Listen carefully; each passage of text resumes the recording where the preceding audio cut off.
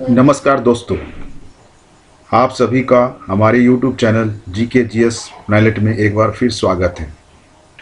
आज हम सामान्य ज्ञान से जुड़े करंट अफेयर्स के कुछ अन्य प्रश्न को देखेंगे जो हमारे जीवन में प्रतियोगिता परीक्षाओं में काफ़ी महत्वपूर्ण स्थान रखता है और उसका उत्तर भी जानेंगे। साथ ही अपने अन्य सेशन के साथ बूस्टर प्रश्न के रूप में आज हम ऑस्कर अवार्ड के बारे में भी कुछ संक्षिप्त जानकारी हासिल करेंगे। तो स्टार्ट करते हैं हमारा आज का वीडियो।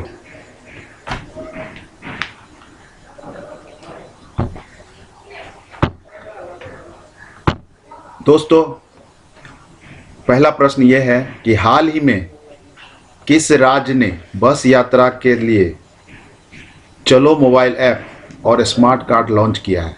यानी बस यात्रा करने के लिए जो ऐप लॉन्च किया है वो किस राज्य ने किया है? तो बताएं, जरा आप सोचें और बताएं। तो ये राज्य है महाराष्ट्र। तो हमारा सही उत्तर होगा सी, महाराष्ट्र। दूसरा जो प्रश्न है कि हाल ही में क्रिकेटर ऋषभ पंत को किस राज्य का ब्रांड एम्बेसडर नियुक्त किया गया है? तो हाल ही में उत्तराखंड के सरकार ने अपने राज्य के लिए ऋषभ पंत को राज्य का ब्रांड एम्बेसडर नियुक्त किया है। तो ये बहुत ही महत्वपूर्ण प्रश्न है दोस्तों, अपने ध्यान में रखेंगे। नेक्स्ट प्रश्न है कि भारत में राष्ट्रीय गणित दिवस 22 दिसंबर को मनाया गया, यह किस गणितज्ञ के जन्मदिन पर मनाया जाता है? तो इसका सही उत्तर अगर आप जानते हैं तो कमेंट बॉक्स में जवाब दें, और नहीं तो इसका सही उत्तर है श्रीनिवास रामानुजन। जी हाँ, जैसा कि आप जानते हैं श्रीनिवास रामानुजन जो है गणित के क्षेत्र में काफ़ी प्रख्यात नाम है। तो उन्हीं के जन्म दिवस 22 दिसंबर को राष्ट्रीय गणित दिवस के रूप में मनाया जाता है। नेक्स्ट प्रश्न है, हाल ही में भारत सरकार और जर्मन बैंक ने किस शहर में मेट्रो रेल परियोजना के लिए 442.26 मिलियन यूरो के ऋण पर हस्ताक्षर किया? यानी भारत में मेट्रो योजना के लिए किस शहर में जो बनाया जाएगा, जर्मन बैंक के साथ एक समझौता किया गया है। यह शहर है बी, सूरत। गुजरात के शहर सूरत में मेट्रो परियोजनाओं के लिए जर्मन बैंक से समझौता किया गया है। नेक्स्ट प्रश्न है कि केंद्र सरकार ने हाल में अप्रैल 2022 से 100% साक्षरता के लिए किस अभियान को शुरुआत करने की घोषणा की है? तो हम जानते हैं दोस्तों कि हमारे देश में साक्षरता अभियान समय समय पर चलाता रहा है। अभी 2022 से 100% साक्षरता के लिए कौन सा साक्षरता अभियान चलाया जाएगा, जरा सोचिए और बताएं। तो ये साक्षरता अभियान है ए, नव भारत साक्षरता अभियान। नव भारत साक्षरता अभियान के तहत 100% साक्षरता के लिए अभियान चलाने का योजना केंद्र सरकार ने शुरू किया है। हाल ही में 24 दिसंबर को भारतीय नौसेना ने अपने किस जंगी जहाज को सेवा मुक्त कर दिया? जंगी जहाज, किस जंगी जहाज को, नीचे लिखे किस जंगी जहाज को सेवा मुक्त किया है 24 दिसंबर को? तो ये जंगी जहाज अगर आप जानते हैं तो कमेंट करें, नहीं तो इसका उत्तर है INS खुखड़ी। INS खुखड़ी को जो है केंद्र सरकार अपने नौसेना के बेड़े से सेवा मुक्त कर दिया है। और इसमें एक प्रश्न और आता है कि यह जंगी जहाज खुखड़ी जो है कितने वर्षों तक सेवा में रहा, जिसे अभी 24 दिसंबर को मुक्त किया है? तो ये 32 साल, 32 ईयर्स ही हैज सर्व्ड आवर नेशन। तो ये खुखड़ी INS को सेवा मुक्त 24 दिसंबर को किया गया आफ्टर 32 ईयर्स सर्विंग। तो ये कुछ महत्वपूर्ण प्रश्न हैं जो आपको जानकारी होनी चाहिए। नेक्स्ट प्रश्न है कि राष्ट्रीय उपभोक्ता दिवस किस दिन मनाया जाता है? राष्ट्रीय उपभोक्ता दिवस किस दिन मनाया जाता है? तो ये उत्तर है 24 दिसंबर। 24 दिसंबर को राष्ट्रीय उपभोक्ता दिवस मनाया जाता है। अन्य प्रश्न है कि राष्ट्रीय मानव एकता दिवस कब मनाया जाता है? पूरे विश्व में किस दिन मनाया जाता है? प्रत्येक वर्ष अंतर्राष्ट्रीय मानव एकता दिवस, इंटरनेशनल ह्यूमन सॉलिडेरिटी डे, ये जो है 20 दिसंबर, यानी इसका आंसर ए होगा। इसका आंसर ए है। 20 दिसंबर को इंटरनेशनल ह्यूमन सॉलिडरिटी डे यानी अंतर्राष्ट्रीय मानवता दिवस मनाया जाता है। नेक्स्ट प्रश्न है, हाल ही में किस राज्य सरकार ने ट्रांसजेंडरों के लिए पुलिस में 1% आरक्षण देने की घोषणा की है? यानी कि जो ट्रांसजेंडर है उनको भी नौकरी में आरक्षण, पुलिस सेवा में आरक्षण देने की घोषणा की राज्य सरकार ने की है।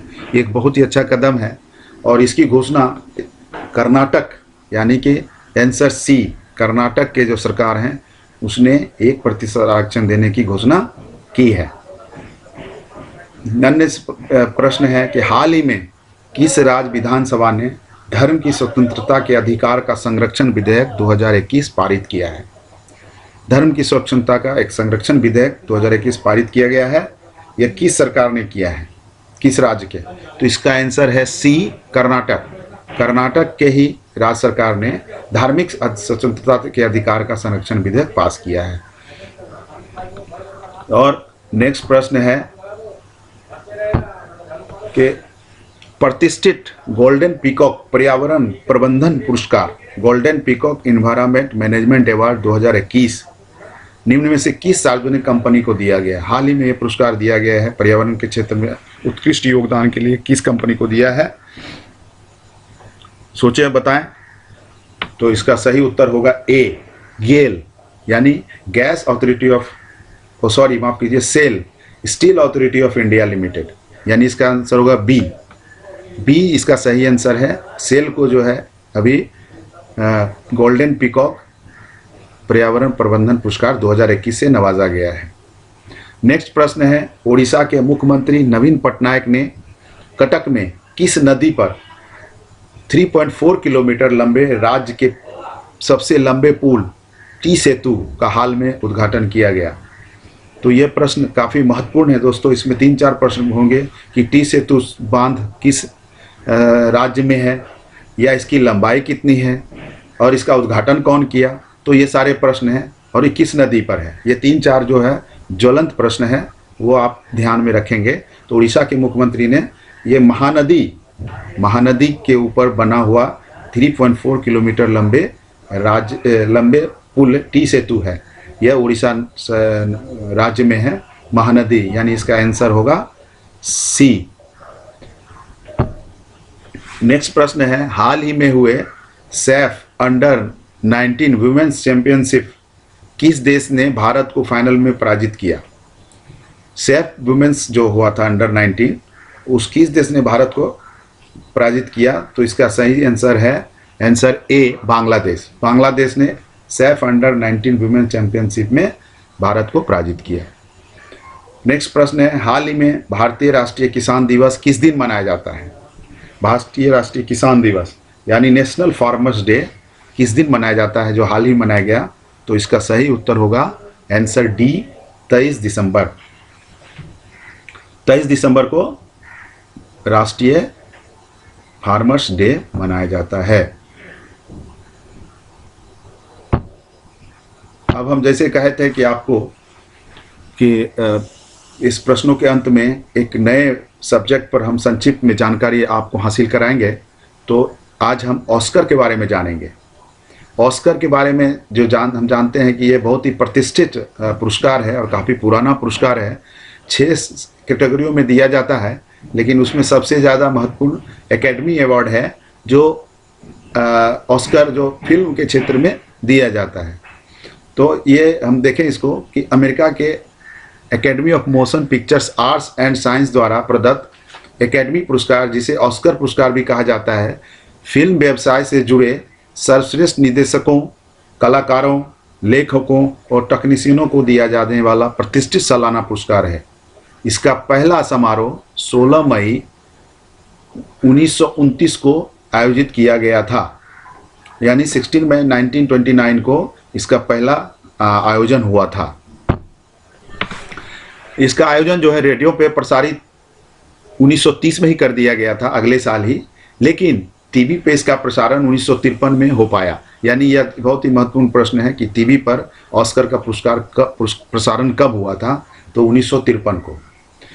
प्रतिमा जो है ऑस्कर के प्रतिमा भी काले धातु के आधार पर बने सोने के परत चढ़े ब्रिटेनियम से निर्मित यह प्रतिमा 13.5 इंच यानी 34 सेंटीमीटर लंबी और 8.5 पाउंड्स यानी 3.85 किलो के वजन का होता है।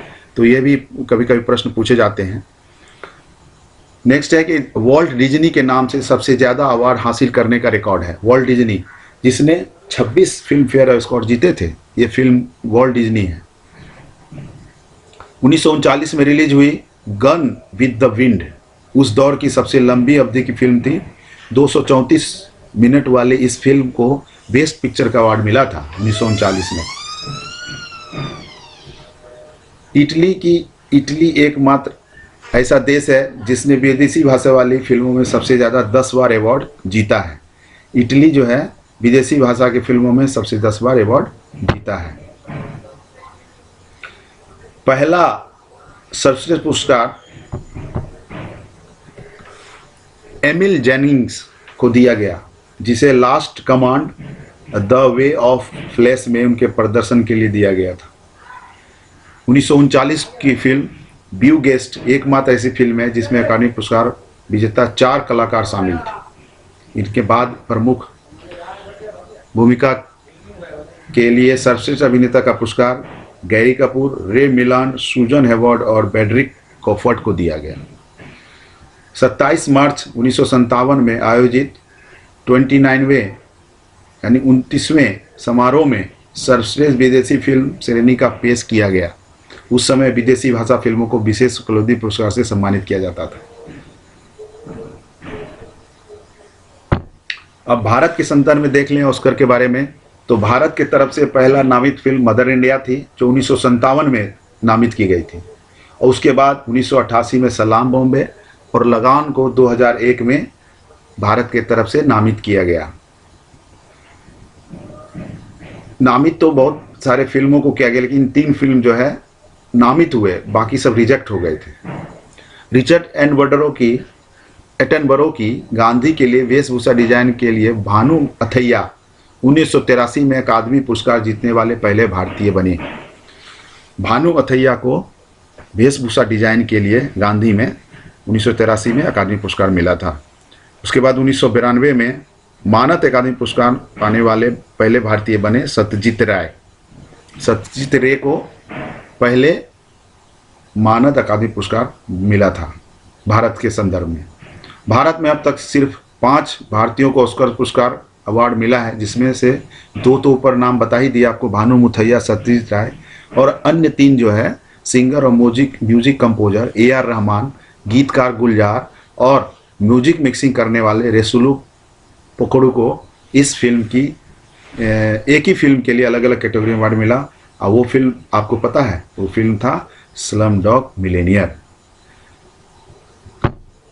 तो अब इसी के साथ इस वीडियो को मैं समाप्त करूंगा। सबको बहुत बहुत धन्यवाद।